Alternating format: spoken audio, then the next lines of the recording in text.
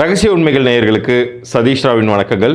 ஒவ்வொரு முறையுமே எண்கணித ரீதியாக மிக சுவாரஸ்யமான பதிவுகளை நம்ம நேயர்களுக்கு கொண்டு வந்து சேர்க்கணும்னு ஆசைப்பட்டு நிறைய கண்டென்ட்ஸ் கொடுத்துக்கிட்டு இருக்கேன். நீங்களும் அதற்கு தகுந்த ஆதரவு கொடுத்துட்டு இருக்கீங்க.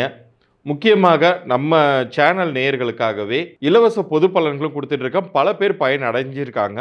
அதை பற்றின குறிப்பை சொல்லிட்டு மெயின் பதிவுக்குள்ளார போகலாம். யாருக்கெல்லாம் அவர்களுடைய பெயர் பொருந்திருக்கோ பொருந்தலையா அப்படிங்கிறத தெரிஞ்சுக்கணும் அப்படின்னா அவங்களுடைய பிறந்த தேதியை, உங்களுடைய பெயரை நீங்கள் எனக்கு வாட்ஸ்அப் பண்ணணும். அப்படி அனுப்பும் பொழுது நம்ம சேனலை சப்ஸ்கிரைப் பண்ணி அதுக்குரிய ஸ்க்ரீன்ஷாட்டோடு எனக்கு அனுப்பும் பொழுது உங்களுடைய பெயர் உங்கள் பிறந்த தேதிக்கு எந்த அளவுக்கு பொருந்திருக்கா அல்லது பொருந்தலைங்கிற தகவல்கள் வரைக்கும் நான் உங்களுக்கு பதில் அனுப்புவேன்.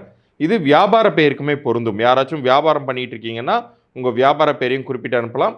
குழந்தைக்கு பேர் வச்சுருக்கீங்க, அது பொருந்திருக்கான்னு செக் பண்ணோன்னா குழந்தையோடைய பிறந்த தேதியும் பேரையும் அனுப்பலாம். இப்போ பகுதிக்குள்ளார போகலாம்.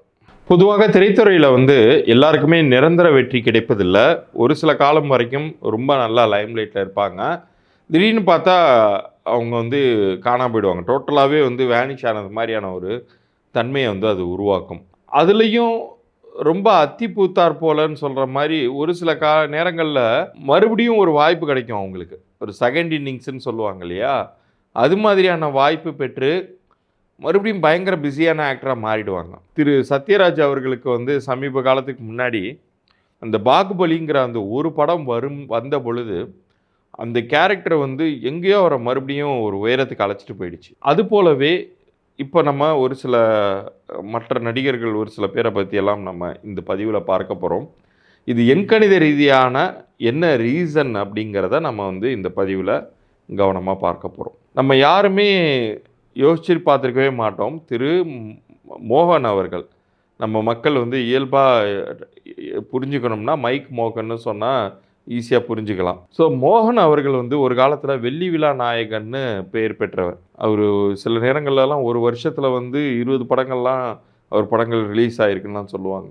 எல்லாமே பார்த்திங்கன்னா சில்வர் ஜூப்ளி ஃபிலிம்ஸ். அதனாலே அவருக்கு வெள்ளி விழா நாயகன்னு பேர். அதிகமான சக்ஸஸை பார்த்தவர். இன்றைக்கி இருக்கக்கூடிய அந்த சூப்பர் ஸ்டாருக்கான டைட்டில்லாம் அன்றைக்கி இருக்கக்கூடிய அந்த ஜென்ரேஷன் மக்களுக்கு நல்லா தெரியும். அதற்கு இணையான ஒரு இடத்துல அவர் இருந்தார், அவர் திரு மோகன் அவர்கள். ஆனால் இடையில வேறு பெரிய எந்த வாய்ப்புகளும் இல்லாமல் கிட்டத்தட்ட சினிமா லைஃப்பில் இன்றைக்கி அவரை பார்க்கவே முடியாதுங்கிற ஒரு இடத்துல இருந்தப்போ திடீர்னு அவருக்கு ஒரு காலம் ஒரு வாய்ப்பு தருது.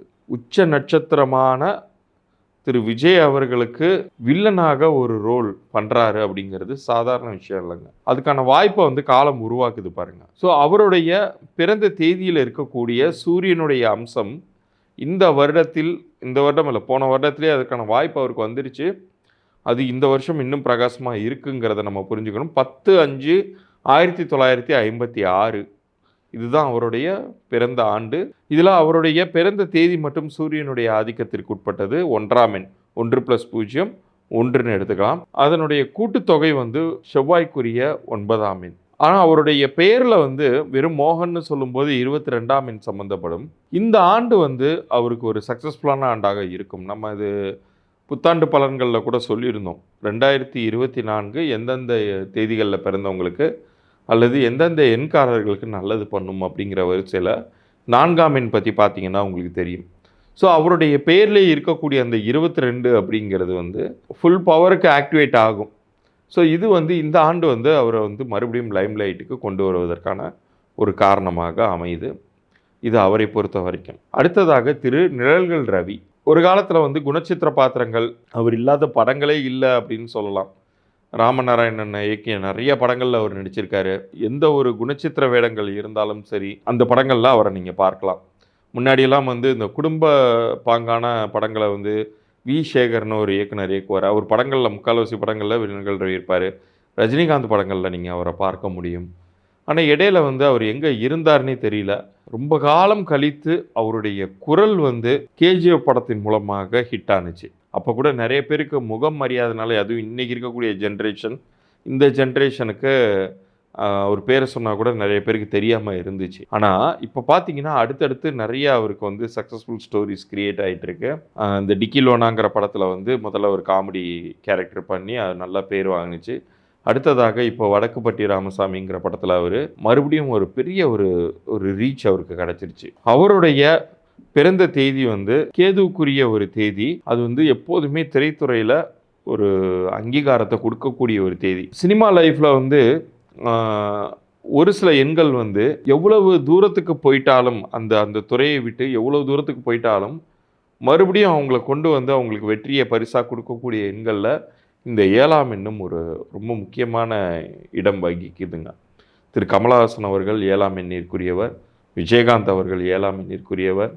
ஸோ இந்த 7ஆம் எண் சம்மந்தப்பட்டாலே அது வந்து ஏதாவது ஒரு ரூபத்தில் அவங்களுக்கு வந்து வெற்றியை கொடுத்துக்கிட்டே இருக்கும். இடையில காணா போயிருந்தாலும் மறுபடியும் அந்த வெற்றியை பரிசளிக்கும். அதுலேயும் ரொம்ப குறிப்பாக பார்க்கணும்னா இந்த ஆண்டே வந்து அவருக்கு ஒரு சிறப்பான ஒரு ஆண்டாக இருக்கும். ஏன்னா அவருடைய பிறந்த தேதியின் கூட்டியின் அம்சம் அப்படி. அது வந்து 5ஆம் எண்ணிற்குரிய ஒரு புதனுக்கான ஒரு அம்சம் வருது. அவருடைய பெயரில் வந்து வெறும் அந்த நிழல் ரவி அப்படிங்கிற பெயரே வந்து 39ஆம் எண் ஆதிக்கத்தில் வரக்கூடிய ஒரு பெயருங்க. ஸோ இது எல்லாமே வந்து சேர்ந்து அவருக்கு மறுபடியும் வெற்றியை பரிசளிக்குது. இப்போ நான் சொல்லிட்டு இருக்கிற இந்த எக்ஸாம்பிளுக்கு டைரக்ட் ஆப்போசிட்டாக ஒரு நபரை பற்றி இப்போ நம்ம பேச போகிறோம். சில பேர் வந்து ரொம்ப உச்சத்தில் இருப்பாங்க. அவர் திரும்பின பக்கங்கள் எல்லா இடத்துலையும் வெற்றியை மட்டும்தான் சந்திச்சுக்கிட்டு இருப்பார். சாப்பிட்றதுக்கோ தூங்குறதுக்கோ கூட நேரம் இல்லாமல் ஓடிக்கிட்டு இருந்திருப்பாங்க.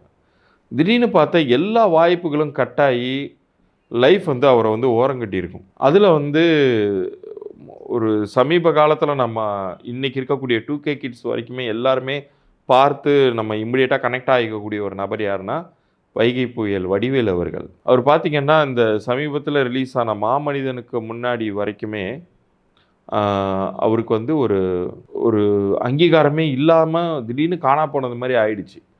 எந்த அளவுக்கு நகைச்சுவையில் வந்து ஒரு உச்சத்தை தொட்ட ஒரு மனிதர்.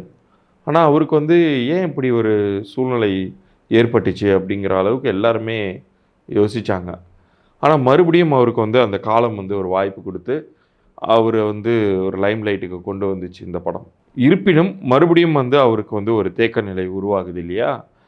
அதற்கான காரணம் வந்து பார்த்திங்கன்னா அவருடைய பிறந்த தேதியின் அம்சத்தில் குருவுக்குரிய 3ஆம் எண் 12/9/1960 அப்படிங்கிறது குருவுக்கும் சனிக்கும் எப்போதுமே ஆகாதுங்க. குரு சண்டால யோகம்னே சொல்லுவாங்க. அது குருவும் சனியும் இணைவதை. ஏன்னா குரு வந்து முழு சுபர், சனி வந்து பாவகிரகம், அது சர்ப்ப கிரகமும் கூட. இது இரண்டுத்திற்கும் எப்போதுமே கிளாஷ் இருந்துக்கிட்டே இருக்கும். 2024 அப்படிங்கிறது 8ஆம் எண் ஆதிக்கத்தில் தான் இருக்குது. ஸோ அது ஒரு தேக்க நிலையை மறுபடியுமே உண்டு பண்ணும். ஆனால் அவரை மறுபடியும் லைம் லைட்டுக்கு கொண்டு வருவதற்கான ஒரு வாய்ப்பை அவருடைய பேரெண் உருவாக்கும். ஏன்னா அவர் பேரெண்ணில் புதனுக்குரிய அங்கீகாரத்திற்குரிய 32ஆம் எண் சம்மந்தப்பட்டிருப்பதனால மறுபடியும் ஒரு வாய்ப்பு அவருக்கு கண்டிப்பாக இந்த காலம் கொடுக்கும். ஸோ இதுலேருந்து இன்னொரு விஷயம் கூட நம்ம வந்து ஒரு லெசனாக எடுத்துக்கலாம். எந்த ஒரு மனிதருக்குமே எதுவுமே வந்து ஒரு இதுதான் எண்டு அப்படிங்கிறது கிடையாது. எப்போது வேண்டுமானாலும் அவர்களுக்கு காலம் வந்து அந்த வாய்ப்பை கொடுத்து கை தூக்கிவிடும். ஆனால் அதற்கு அவங்க வந்து தங்களை தயார் நிலையில் வச்சுருக்கணும். இப்போ நான் சொன்ன இந்த வரிசைகளில் வந்து ஒரு பெண் கதாபாத்திரமாக ஹீரோ, முக்கியமாக சொல்லப்போனால் எல்லார் மனதையும் கவர்ந்த கனவு கன்னியாக இருக்கக்கூடிய குந்தவை த்ரிஷா அவர்களையும் நம்ம பார்க்கலாம். இடையில வந்து அவங்களுக்கு ஒரு பெரிய ஒரு சினிமா லைஃப்பில் வந்து ஒரு வேக்கம் உருவானுச்சு.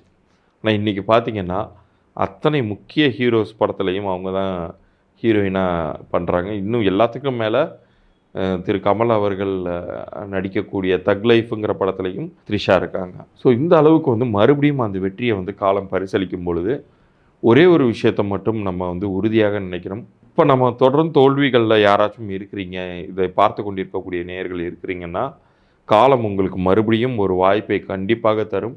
மறுபடியும் நீங்களும் வந்து ஒரு லைம் லைட்டுக்கு வரக்கூடிய ஒரு சூழ்நிலைங்கிறது உருவாகவே செய்யும்.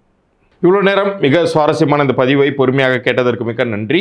நான் ஏற்கனவே சொன்னது மாதிரி நம்ம சேனலை சப்ஸ்கிரைப் பண்ணி ஸ்க்ரீன்ஷாட்டோட உங்கள் டேட் ஆஃப் பர்த், உங்கள் நேம், அப்புறம் உங்களுடைய பிஸ்னஸ் பண்ணிட்டு இருந்தீங்கன்னா பிஸ்னஸ் நேம், உங்களுக்கு குழந்தைக்கு பேர் வச்சுருந்தீங்கன்னா பேரோட உங்கள் குழந்தையுடைய பிறந்த தேதி அனுப்புங்க. பேர் வைக்கலைன்னா பிறந்த தேதி, நேரம் இதை மட்டும் அனுப்பிச்சி விடுங்க. அந்த குழந்தையோட டீட்டெயில்ஸ்லாம் நான் அனுப்புகிறேன். முக்கியமாக நம்ம சேனலை சப்ஸ்கிரைப் பண்ணி ஸ்க்ரீன்ஷாட்டோடு அனுப்புகிறவங்களுக்கு நான் 3 நாட்களுக்குள்ளார இதற்கான பதில் அனுப்புகிறேன். ஏன்னா அடுத்தடுத்து நிறைய இதே மாதிரி பணிகள் இருக்கிறதுனால ஒரு 3 நாட்கள் கால அவகாசம் தாங்க. அதுக்குள்ளார உங்களுக்கான பதிலை கண்டிப்பாக அனுப்பி வைக்கிறேன். மீண்டும் அடுத்த ஒரு சுவாரஸ்யமான பதிவில் உங்களை சந்திக்கிறேன். நன்றி, வணக்கம்.